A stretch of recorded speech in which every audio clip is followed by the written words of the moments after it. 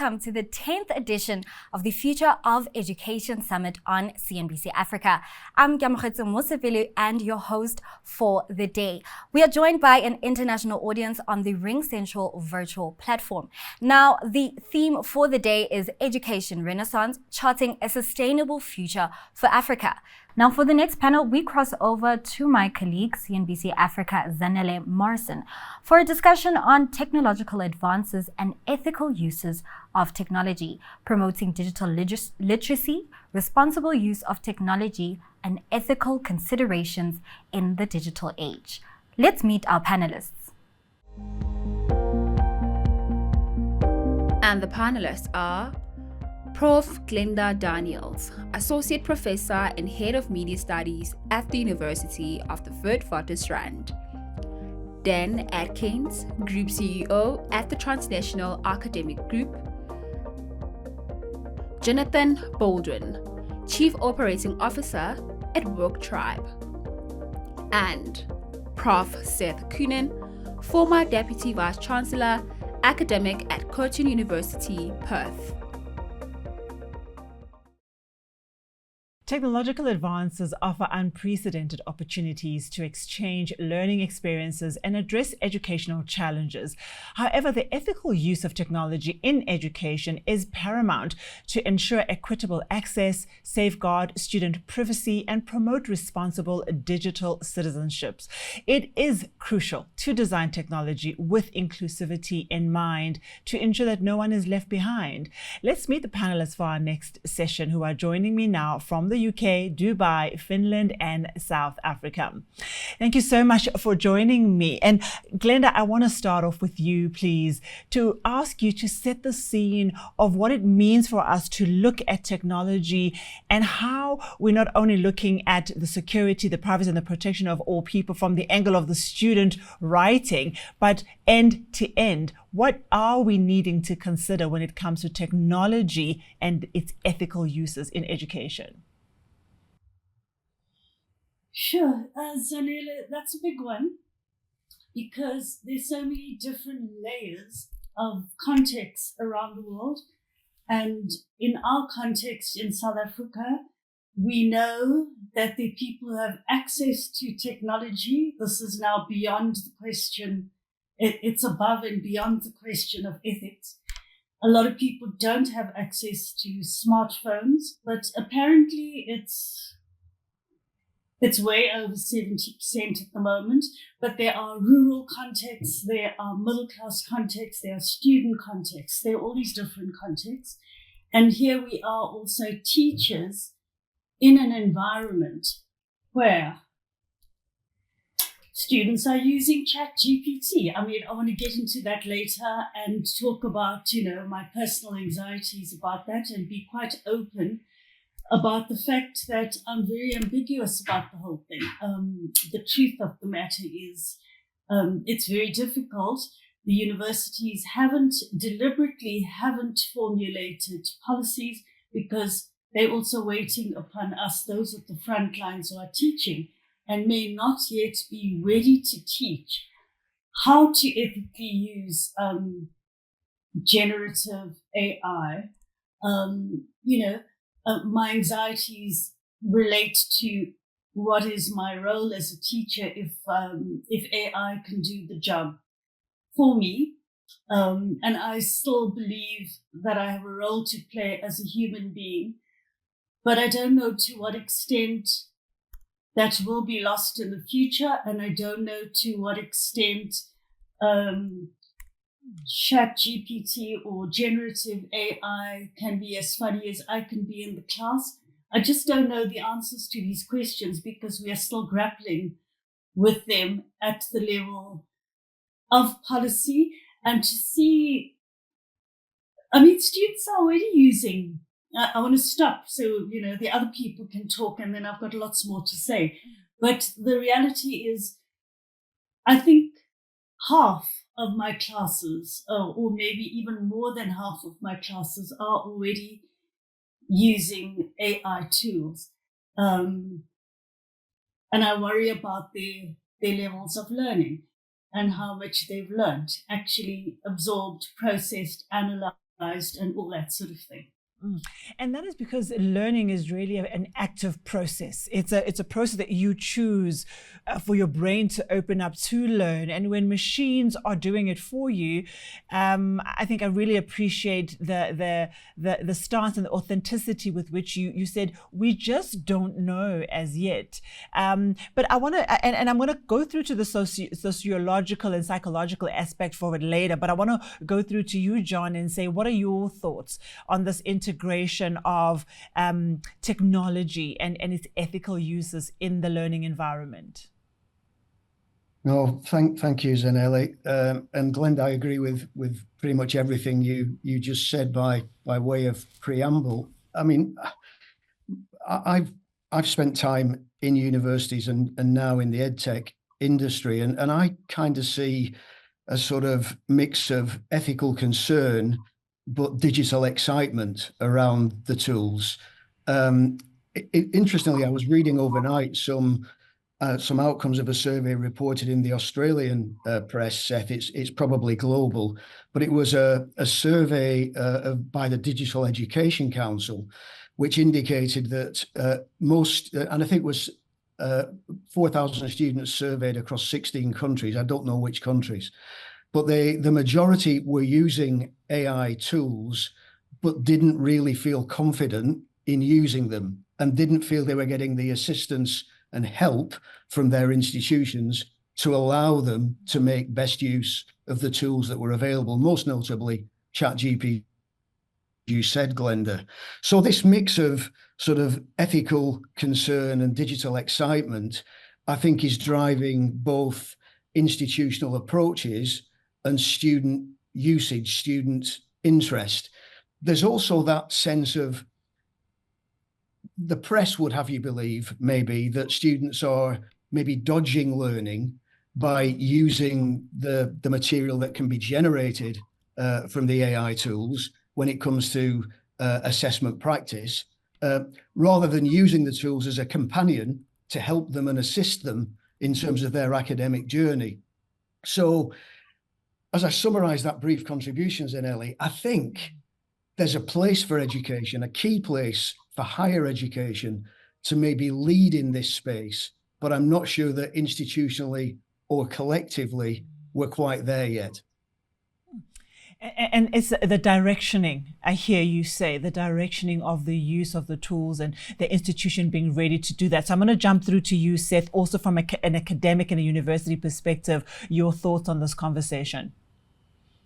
Yeah, I think one needs to think about how one uses AI in particular in two different respects. One is the focus that's been used up to now, which is, how do students use AI? Do they use it as a replacement of education? Does it prevent them from learning because they're using it in place of exams or other forms of assessment? But in that respect, I think universities have to recognize that AI is here to stay. AI is going to be an important part of people's work as they move forward. And it can be an important part of learning, provided that universities rethink how they ask students to engage with it and come up with creative ways of getting students to use AI, but also use it in a way that they learn while using it. But there's a second aspect of AI that I've been thinking about for a very long time, which is maybe more challenging, particularly to us lecturers and teachers, which is, how can AI be used in the future as a way of reaching students in an individualized way when these students are engaging online, engaging in different virtual contexts, and AI can be a source of teaching rather than a tool that students are using to get away from learning. And I think AI has the opportunity for giving very individualized teaching to individualized students online. And I think that that's going to be a very important value for it. But again, that will raise issues about access to technology, access to bandwidth, but also the quality of the information and the ownership of the information that AI is using to provide that. Mm. And I appreciate, I think, how you are looking at the uses of AI, but it's shaping them for the students. And there's a component that comes out for me in the conversation you're talking about it, and that is critical thinking, the ability to use AI, but you have to have such a huge margin of the ability to synthesize and critically think as you use this content.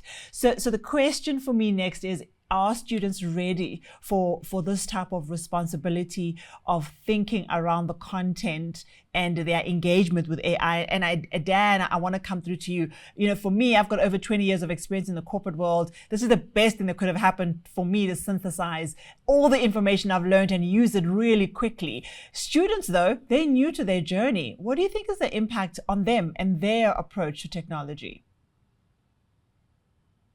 Yeah, well, I think this is one of the key problems with generative AI in particular. Students are relying on it, thinking that it is very much like Google as a search engine that will return results that have some level of credibility. But having spent 21 years in the IT industry and been associated with AI for over 30 years, I can tell you that AI as it exists today in generative AI form is not capable of returning fully factual information. We all know about the hallucinations, as they euphemistically call it, that all of the generative AI tools use. And in order to understand that the information you're getting is not correct, you have to already have the background in that information. So the students who are using it don't have the base knowledge, much less the critical thinking skills to evaluate what's coming back.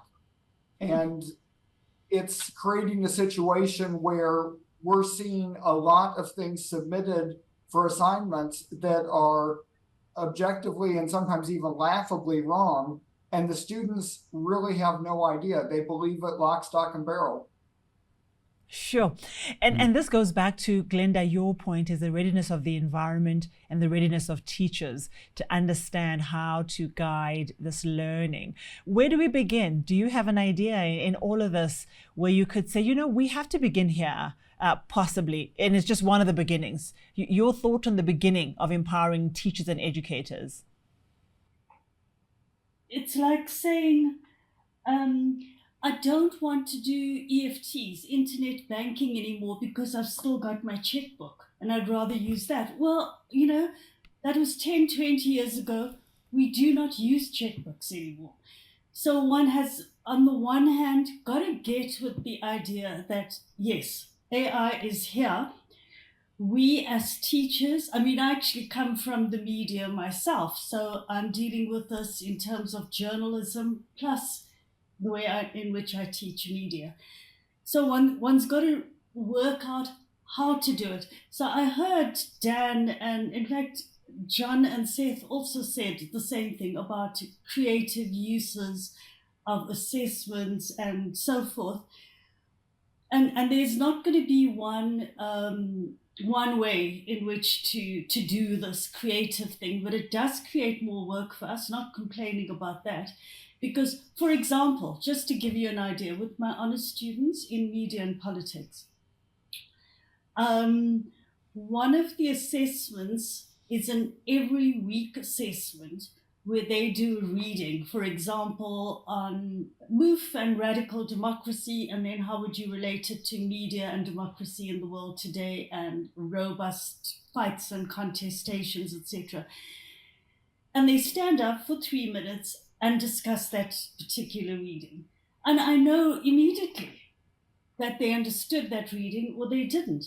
What I'm getting, on the other hand, from examinations and essays is grammar perfect, spelling American English though, perfect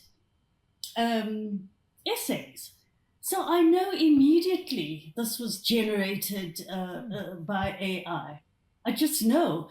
But I'm not allowed to penalize students for using the AI tools. Now, I find this quite a conundrum because, you know, I just want to give then every student 65%, which is like the spot on average for a class mark. On the other hand, on the basis of what? They've got these perfect Harvard bibliographies, every dot in place. It's just not possible. It's never been possible all these years in the past that I've taught. And suddenly I'm seeing these very pleasurable in many ways, but very unoriginal essays. So it actually is a huge conundrum. And to be honest, I'm feeling extremely anxious about it. I don't know how to deal with it yet, as we're busy trying to formulate policies, not just at my university, but countrywide. And clearly from hearing John and Seth and Daniel, it's not just in our national context. It seems to be a global thing that everyone's grappling with. But that's where I am at the moment in terms of, I don't want to suddenly do what I think is a retrogressive thing, which is to say, okay, guys, no more take-home exams. You're all sitting down in front of me and I'm going to be pacing up and down. It's like, I said to the class, it's like emotional violence all over again to have that situation. And they said, yes, they do want the 3-day take-home exam. So I'm saying, okay, come November, I am going to do the take-home exam. And then I don't know what I'm going to get when I get my students' essays back. And who would have thought that we would have found comfort in seeing a little bit of not so perfect grammar or things out of place and then be able to really judge a person's competency? I mean, we never could have imagined that. But ethics, in this particular context, we're talking about responsible use as well. How do we build those guidelines that Glenda just referred to? How do we start to, because normally ethics come with, okay, so what are the guidelines? What is the policy? You know, are we there where we can actually tread into, it's a little bit of around the, you know, lots of other debates I dare not mention. Do we dare put regulations to some degree or policies or guidelines for this responsible use of technology? John, you can go next for me, please. I think that the way you characterize it there, Zanele, illustrates the complexity, because it's an area where it's very difficult to secure any kind of control. If I just take a step back and then step forward, you mentioned, and Glenda sort of touched on it a little, sort of personalized learning. If I just focus on the UK, there have been moves in that direction over a dozen years or so now, but it's been very slow. And by and large, the traditional course structures in the UK remain. And even when you give students curriculum choice, they don't seem to use it very creatively. They retreat to traditional disciplinary combinations and boundaries. But when they're in those spaces now and they're perhaps doing their elective programs, Dan Atkins' point about the way they then secure information, the problem, and to your question about ethics, the problem is a lot of the information that one gets through AI or through social media, etc., is simply factually not true. And sorting out the truth from the fabricated, the authentic from the made up, is incredibly difficult.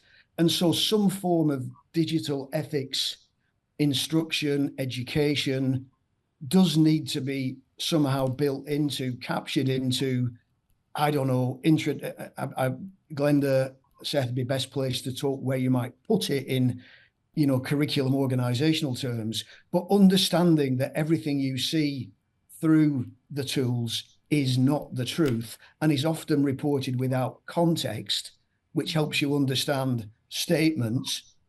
We do need to grapple with that. I'm happy to be proved wrong, but I don't think we're anywhere near embedding that sort of understanding in student journeys.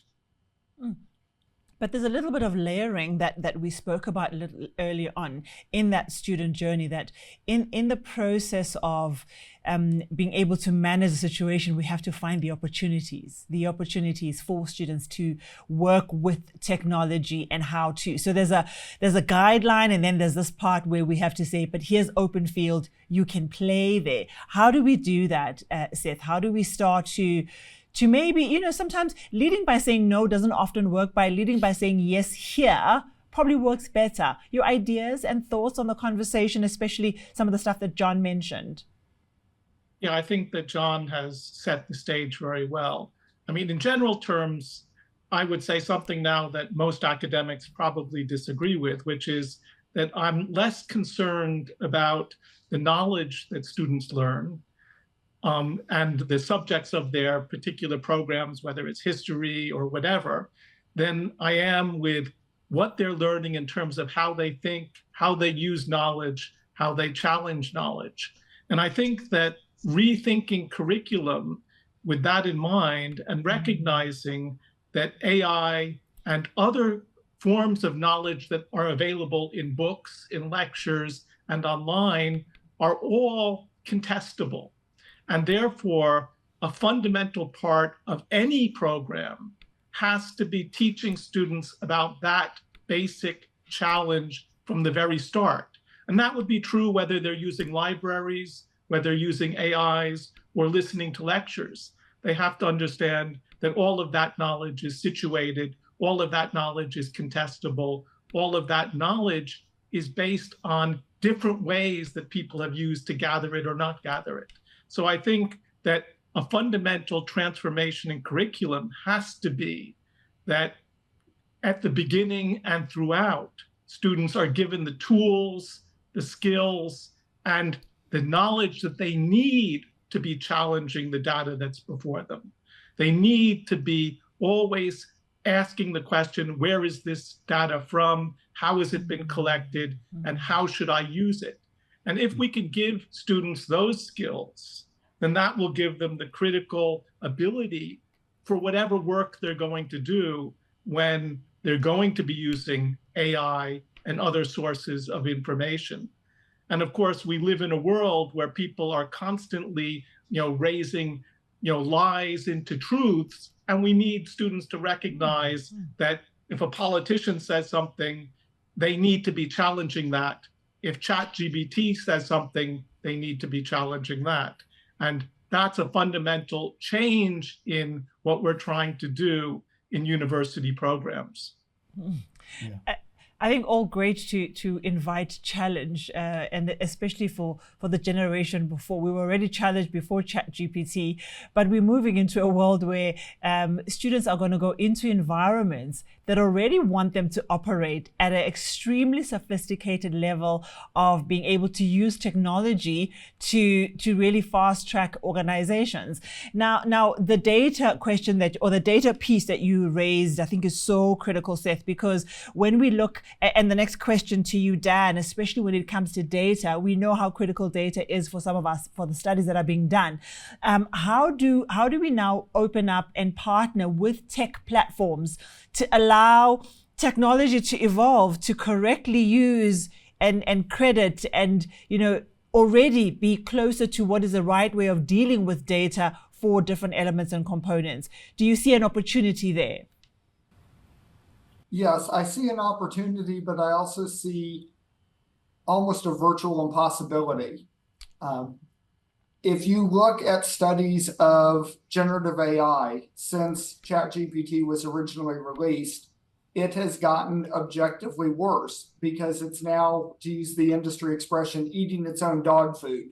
It's taking in as training data information that was incorrectly generated by itself or other generative AIs, and then making inferences on that and spitting that back out, and it will get progressively worse.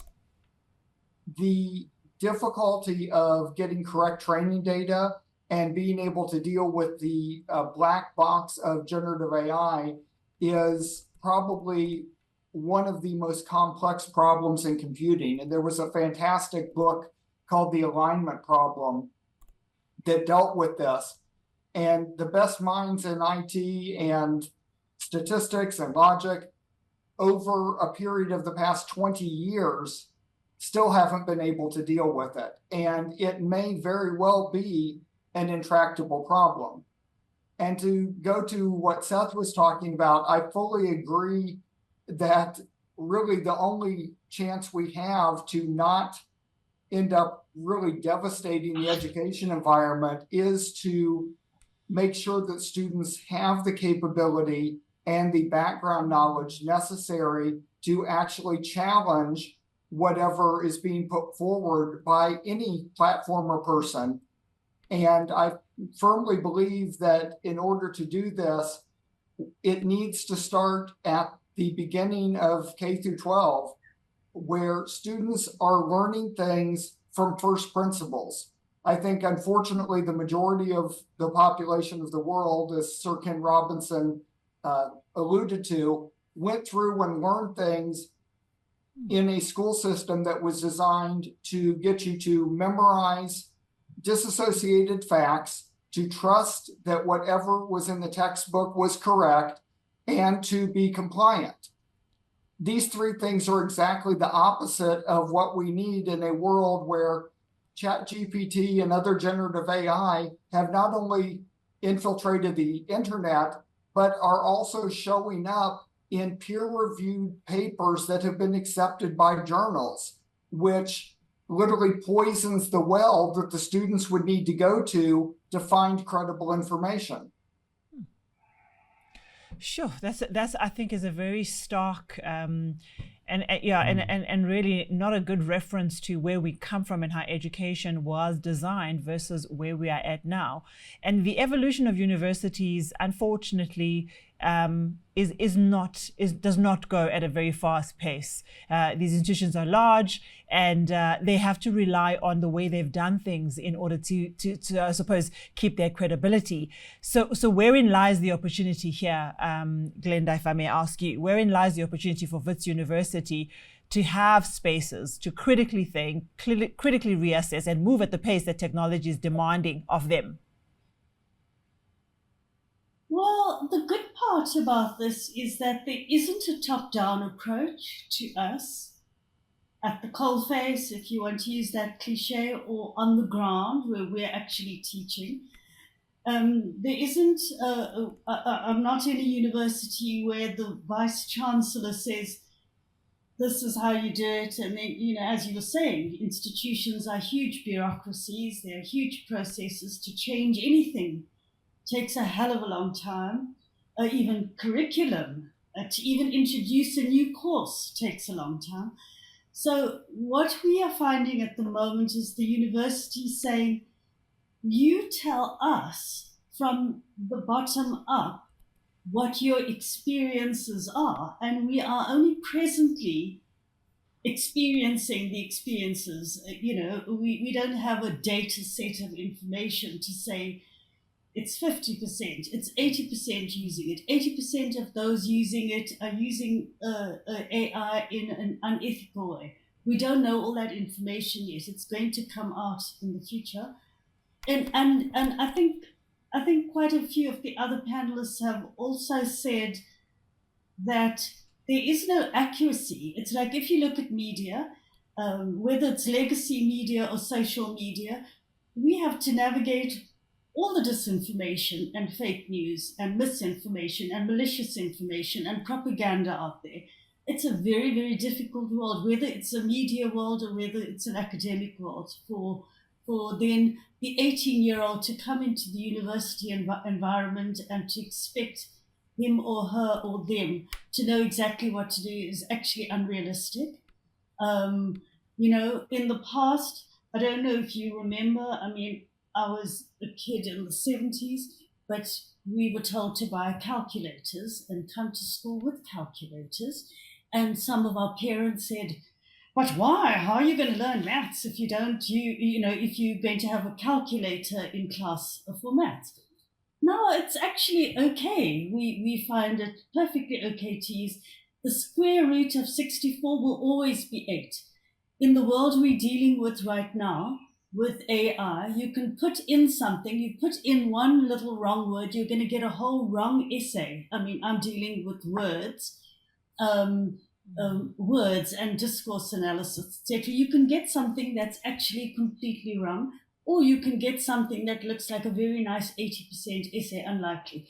But you're getting the point that I'm trying to make. It's not like maths, and it's not like using a calculator. It literally is if you use AI, and we need to learn how to teach students the ethical ways of using AI, because as we say, it is here in the same way that there are electric vehicles that won't be using petrol in the future. We already have them, but they will become more commonplace in the same way that we are using more and more solar panels today, and maybe coal and nuclear would become obsolete. This is going to happen, and we are learning, or I haven't learned yet, to be honest, how to teach students to use AI ethically. I mean, what is it?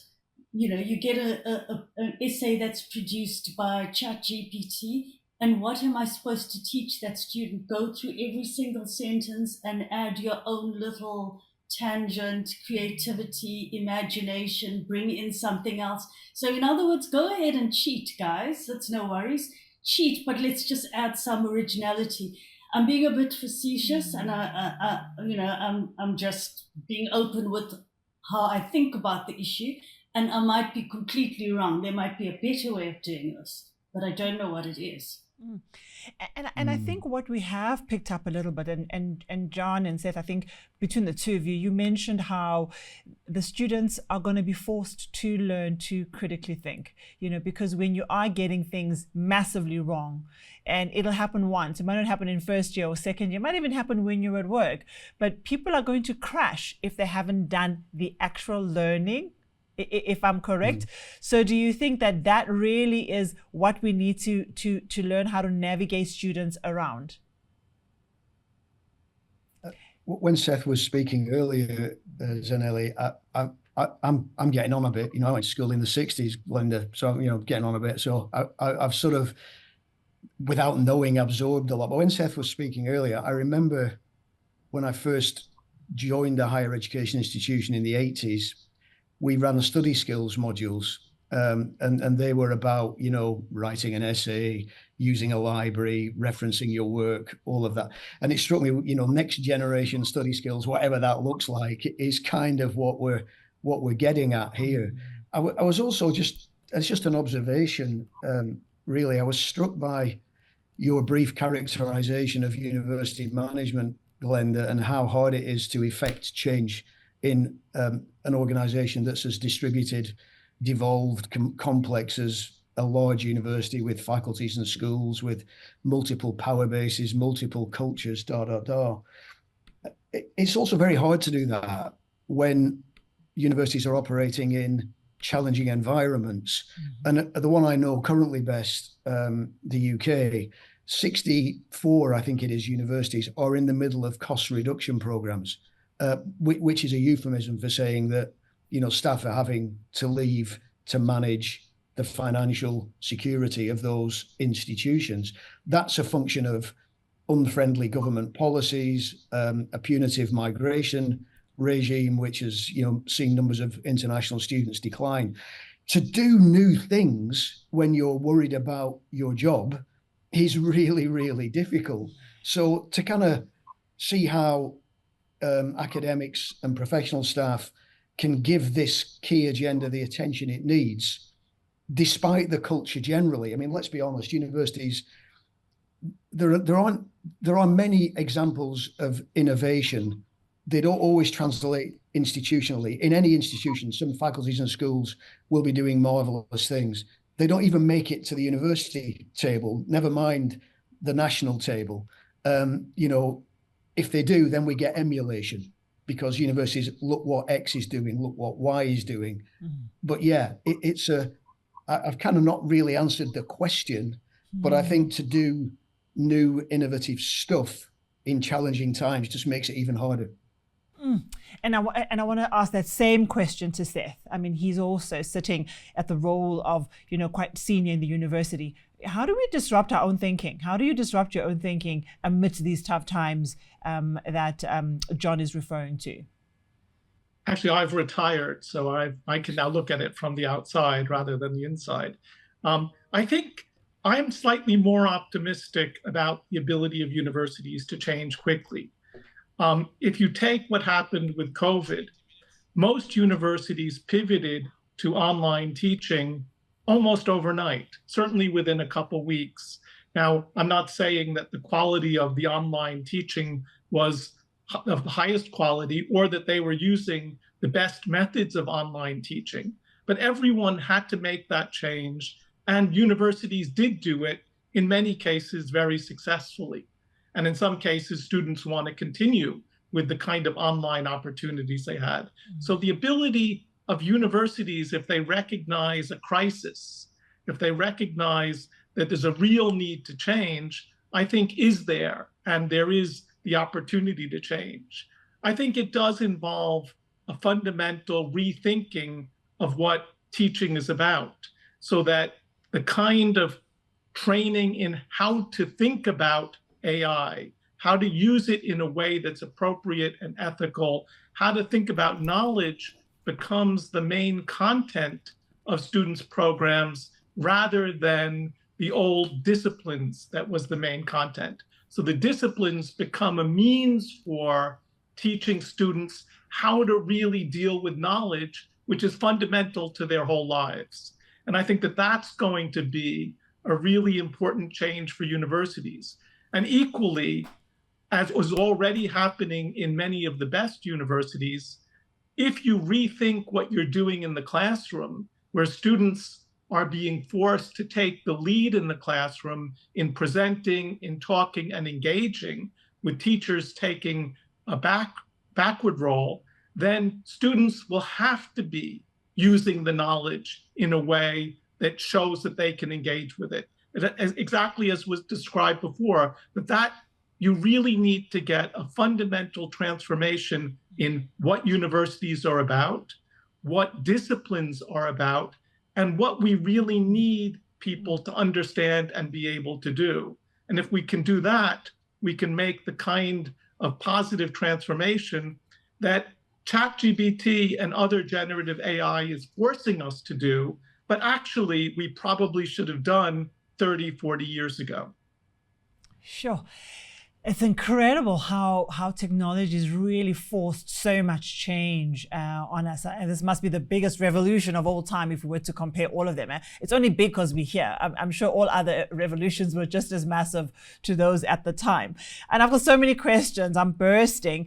One of those is when you talked about how this environment is changing. I have a sense that information and knowledge is getting so much closer to application, whereas before it was quite a huge leap from the learning to what does this look like when it's out in the world, in the workspace, because ChatGPT really, or these technologies bring it so much closer, so much quicker from a time perspective.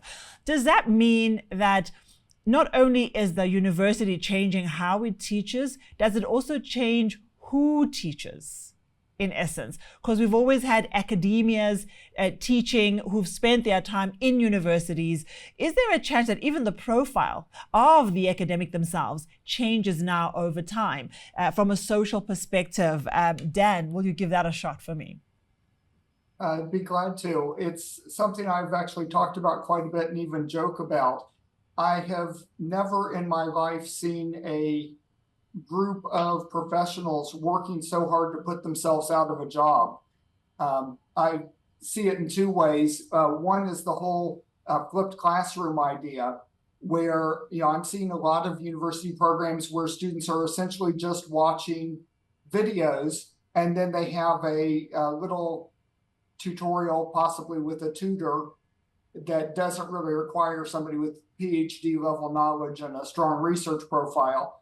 And if you think about it ethically, if that's what they're going to do is just watch videos for the lecture or didactic point of the lecture, then it only makes good ethical sense to have one lecture for any discipline. You find the one person in the world who is best at that subject, they record the videos and everybody watches it, because it would be unethical to have any lesser teacher if that's what everybody's doing. And then we've got faculty who are now using AI to grade papers. And it's almost a case where we could just eliminate the middle person and have ChatGPT directly submit on behalf of the student to the AI grading tool that grades on behalf of the faculty. And what do we need faculty for? So I do find it very interesting in that way. I also feel like universities are facing an existential crisis. It's coming up on 2 years since ChatGPT was released, and the first graduates who have gone through university in the ChatGPT era are going to be coming out this year, next year, depending on the length of their course. And as employers start employing these people and finding that they basically cheated their way through university using ChatGPT and don't have the fundamental knowledge and believe some of the rubbish that generative AI puts out and then cause problems in the business due to that, it puts the universities at a place where, what is their purpose? Why would an employer hire someone with a degree when they haven't actually gained the fundamental knowledge? And they're also not being trained to be the best prompt writers. And if all they're going to get is the output of a generative AI, again, why do they need someone who went to university to study? So I really feel like Seth put it right, 30 or 40 years ago, these changes should have been made. And I feel like the universities are getting down to 2 or 3 years before companies are going to start pushing back and saying, it makes no sense for us to hire somebody just because they have a university degree. Google and Microsoft, in fact, have already said they're quite happy to hire people who've taken a professional certification test without a degree for jobs that used to require one. So I think we're going to see some serious shakeup in the industry, both in universities and also among faculty, because of generative AI and the way that it's being used in universities. And I just had a thought that really just made me want to laugh. You know how you travel through Europe and all the churches are empty. We're going to get to a point where we're traveling and all the universities are renting out some of the spaces for wedding venues. So, but perhaps not, right? Let's go back into, I think, what you really raised for me, and earlier on, I don't know who made this point, I can't keep up, around how we were taught to learn information and regurgitate it, and that's how you got through it. But the people that win in organizations and in life are thinkers, right? Are those people that are actually thinkers. So Glenda, the challenge for you is, how do you raise out of your classroom now those students who are there to be thinkers? Because degree or no degree, really, if you can't think, there's a good chance you're not going to survive. You're going to be a worker that's working from this point to that point. And that's what we see today. Those great regurgitators with PhDs and all sorts of qualifications, but they don't know how to think. Is that not what we are being called to solve for the planet? Thinkers. Yeah, look, I totally agree with Daniel, John, and Seth about this critical thinking. So with my PhD students, I get quite frustrated sometimes because I see the data chapter, another data chapter, and I have to say, theorize it, use the concepts to come up with something original. And I find I'm getting more and more frustrated saying that. But just to go back to the idea of, yes, universities pivoted very quickly from pre-pandemic to the pandemic era. Indeed, absolutely, literally overnight, a decision was made and we were teaching online. So this era, this new existential crisis, I call the second hiding, because during the online teaching time, I find people were hiding, literally hiding. Their names were there and they were out doing something else, and I'm marking them present. And then later, I would suddenly stop in the middle of the seminar and say, excuse me, Peter or Paul, what do you think? Dead silence, wait. Peter, did you hear me? Paul? And then you find out later on, a student told him that I asked for his views, and he said later, I took my mother to physio. And you can't take your mother to physio in the middle of a pandemic because people weren't touching people. So to cut a long story short, that was the first hiding, and then a lot of interaction, touching, human joking, all that was lost. And now we've got the second wave of hiding, which is through artificial intelligence. And it's becoming, I think, harder and harder to teach critical thinking. I think it's very hard to teach people to be intellectually brave, to put yourself out there and come up with your own theory. Using your own data, come up with your theory, be brave.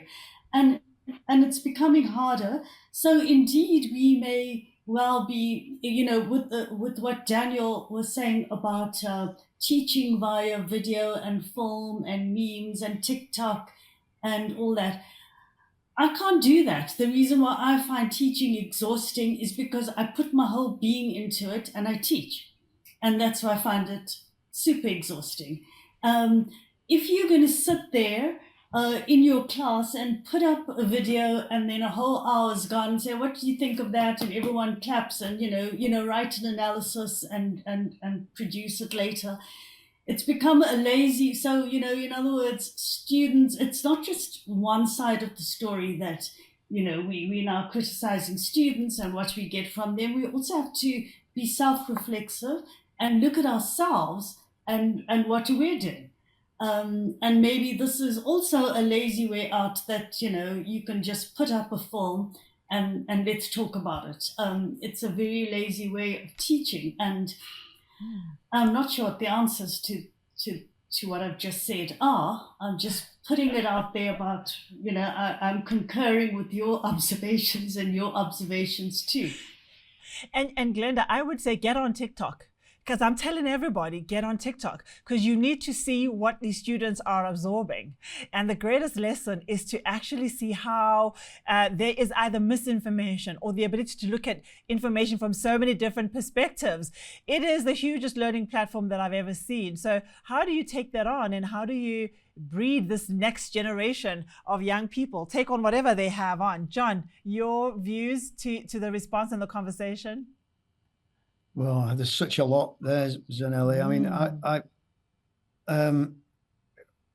I was reflecting on Dan's comments. He's put some pretty stark pictures up there in your contributions, Dan, about the nature of universities and the world we're operating in. I'm also on the board of a university in the UK. It's what the UK would call a modern university, i.e., it was a polytechnic back in the 90s. I mean, that's 30 odd years ago now, so it's a university. But its curriculum has always been vocationally focused, and it's always used a blend of traditional academics and industry practitioners as part of its teaching workforce. And I think, I don't know who it was, I think it was you asked the questions earlier, is knowledge becoming more operational quickly? I think it probably is. And if those industry practitioners were maybe a slightly second-class version of an academic back in the day, maybe they're not any longer. And maybe in, the way in which the technology is being applied in the disciplines they're working in, whether it's engineering or automotive or, AI itself, they bring that real-world operational usage, that real-world operational challenge into the classroom. And again, I'm conscious that we're getting to the hour, but yeah, that blend of contributor and the changes in teaching that Seth and Glenda are talking about somehow needs to be brought together into cohesive, holistic approach to, the way we engage with a sort of tech savvy community, albeit, and we haven't really spoken about this, it's not a universal truth that everyone's got access to the tools that they need access to benefit from them. So yeah, a lot still to discuss. Never enough time. Never enough time. And I'm so sorry that we didn't actually even talk about access and how much and how many students are going to be able to operate at this level of technological sophistication. So if you want to lean in on that, I'd really appreciate it. But Seth, your final sort of comments around the conversations and what we need to keep our eye on. Yeah, I'm much more optimistic. I mean, if we take the flipped classroom that Dan was jokingly referring to, if it's done properly, where students at the home are meant to do the learning through reading, through guided materials, not through some canned lecture. And then they come to the classroom with the ability to engage and to challenge and to lead. The lecturer who is there actually has to be more knowledgeable than someone who's just reading a lecture and students are just sitting there passively taking it in. The person needs to really be engaged with the knowledge and engaged with creativity to be able to work with the students. So I think flipped classroom that's done properly in collaboration with AI, where AI is part of what students are doing at home, and then bringing that material in a challenging way together in the classroom, I think actually is the optimal form of learning, not a secondary form of learning. So I think that that's fundamentally important. I think the key point is that it's not when a student is doing a PhD that they become a researcher. It should be the moment they enter their first class, that they're already seen as researchers, so that all of the data that they are gathering, the data through AI, the data through lectures, the data through reading, becomes material that they then have to use creatively as independent thinkers and researchers. And if we take that approach, then AI and all of these issues just becomes part of the material that those students are engaging with to become original thinkers and creators of new knowledge. And that's the fundamental change that needs to take place. And you know what it's also doing, Seth? It's allowing even those individuals who have not necessarily gone to university, because they've got so much access to information. I find that everybody feels empowered to know and to learn because of technology. So whereas we might see it as creating a gap, in many respects, it's also closing the gap from a social perspective, because everybody's got access. It's now no longer gate kept to the degree that it was before technology. But close us off, please, Dan, on these really brilliant comments made so far. I think there are two things that we need to remember, and that is AI, and particularly generative AI, is right now at the peak of the Gartner hype cycle. And like all technologies before that have gone through this hype cycle, it's going to fall way short of the earth-shattering predictions that people have made. And maybe in 15 or 20 years, we will start to see really life-changing actual uses of it. But I think there's a long way to go before we get there, just as there has been with every other kind of prior technology. And then to the last comment that you'd made about, yes, the information is out there, but unfortunately, if we remember the Dunning-Kruger effect, we are seeing a situation where people have access to information, but they don't have the knowledge. And they assume that they know a lot more about particular subjects than they actually do, and therefore become arrogant but ignorant, which is a really dangerous combination. So I think, going back to what we've been discussing from the beginning, from literally the start of kindergarten, we need to be teaching from first principles, having students learn how to research, do experiments, even at 5 years old, so that as they come up through school and into university, they have the skill set and the toolbox they need to be able to effectively use this knowledge that we all now have access to. And it is with that clarity, I think, that we move forward with the rest of our programming. And just to lean on that effect, really, it talks to the limited competence that someone may have ultimately, and then overstating their competence. But as we play key roles in learning environment and institutions, is how do we help individuals to up their level of competence and still to be able to make an impact in the world? Who joined me for the conversation? It was Professor Glenda Daniels, Associate Professor and Head of Media Studies at Wits University. I also had Dan Adkins, Group CEO at Transnational Academic Group. And then I was also joined by Jonathan Baldwin, Chief Operating Officer at Work Tribe, and Professor Seth Coonan, former Deputy Vice Chancellor and academic at Curtin University in Perth. Thank you so much for joining us. day.